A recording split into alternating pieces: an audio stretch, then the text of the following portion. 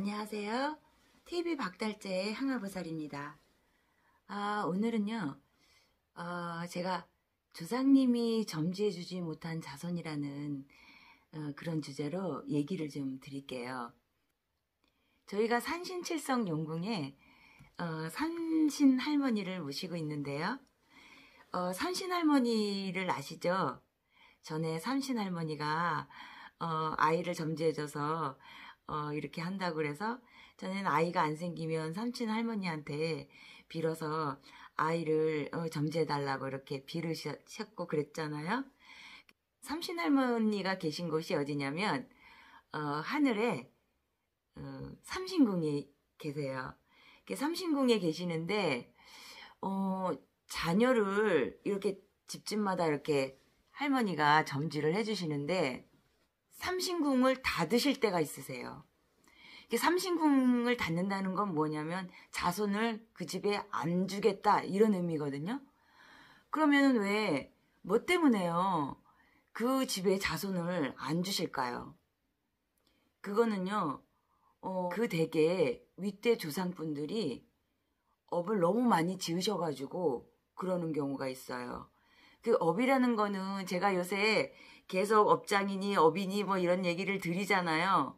이게 뭐냐면 살면서 죄를 짓는 걸 얘기를 하는 거예요. 그럼 죄라면은요 어떤 종류가 있겠어요? 금전의 죄도 죄예요.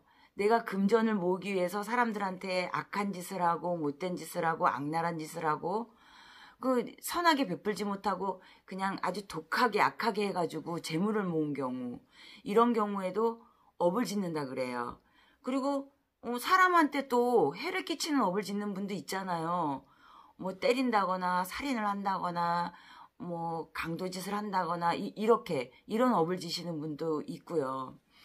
그리고 말에 업을 짓는 분도 계시죠. 사람을 아주 그냥 이 말로써 그냥 막 헐뜯고 뭐 이렇게 나쁜 말을 하고 그냥 이래가지고 말로써 업을 짓는 분들이 있고요. 하여튼 업은 여러 가지 종류가 있어요. 살면서 이제 업을 짓지 마라, 업을 짓지 마라 하고 어른들이 얘기하시는 이유가 이 업이요 내 대에서 끝나는 게 아니고요. 내가 업을 싼 게 내 대에서 내가 죄를 받지 않으면 그 후손이 받아요, 그 업을. 그래서 삼신 할머니가 삼신궁을 딱 닫으셔가지고 그 댁에 자손을 안 내리는 경우는 그 윗대의 조상분들이 이런 업들을 너무너무 많이 지으셔가지고 그 업장이 풀리지 않아가지고 그 후손 자손한테 이 업장이 내려가지고 가장 큰 형벌이라고 할 수 있잖아요. 자손을 안 주시는 거예요. 그래서 옛말에 또 이런 말이 있죠. 부자 3대 못 간다 이런 말이 있어요. 부자가 되려면은 얼마나 업을 많이 지었겠어요. 우리나라도 그런 현상이 있어요. 재벌 중에서도 그런 예가 많습니다. 이때 조상분들이 업을 지으셔갖고 후손들까지 그렇게 대대손손 잘 살고 이런 것들이 이루어지지 않는 이유가 그런 데 있습니다. 이게 옛말에도 이런 말이 있죠. 인과응고다. 내가 뿌린 거는 내가 거둔다. 그리고 내가 못 거둘 경우에는 자손 때에서라도 그 업을 다 갚아야 한다. 삼신할머니가 이렇게 자손을 안 주시는 경우가 윗대의 조상분들의 업이 많아서 그렇기 때문에 이것은 삼신굿이라 그래서 또 따로 이렇게 하시는 게 있어요. 이것은 이제 무속인들 분한테 오시면 이런 경우에 해당되는 경우는 정확하게 진단이 나오죠. 그럴 경우에는 삼신굿을 진행해서 자손을 얻으시는 경우가 있습니다. 이거는 일반적으로 다 해당되는 얘기는 아니고요. 요새는 이제 의술이 많이 발달하다 보니까요. 병으로 인해서 자손을 못 보신다거나 뭐 이런 여러 가지 이유로 못 보시는 경우에 의술로 인해서 자손을 보실 수 있기 때문에요. 이것은 이 경우에는요. 원인을 파고 들어가면 이런 조상의 업 때문에 그러는 경우가 있습니다.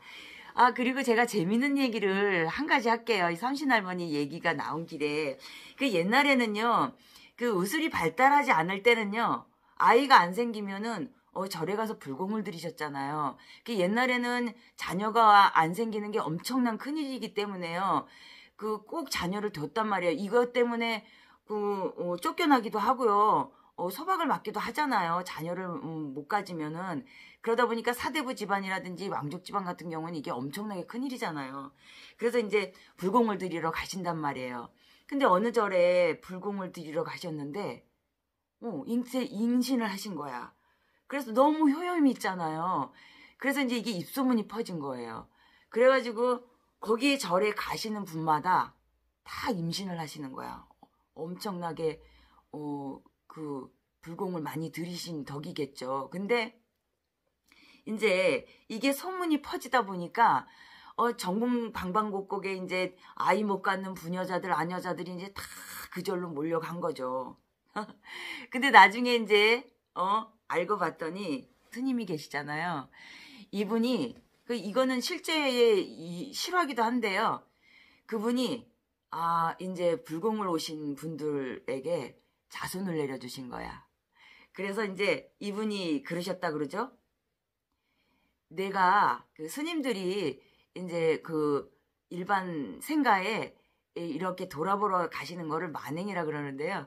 내가 만행을 갈 터이니 내가 점지해준 자손들은 색동옷을 입히거라. 그러면 내가 점지해준 자손인지를 알아볼 터이니 색동옷을 입혀라. 이렇게 한 거예요. 그래가지고 나가셨는데 아주 그냥 온 사방이 다 색동저고리 입은 아이였다는 그런 얘기가 있죠. 이거는 우스갯소리인데요. 그리고 이 색동저고리가요. 거기에서 유래가 됐다네요. 저도 저희 선생님한테 들은 얘기인데요. 그런 일화가 있었대요. 제가 이제 이렇게 우스갯소리를 했는데요. 오늘 제가 드리고 싶은 얘기는요. 저희가 조상님 하는 얘기를 많이 해요.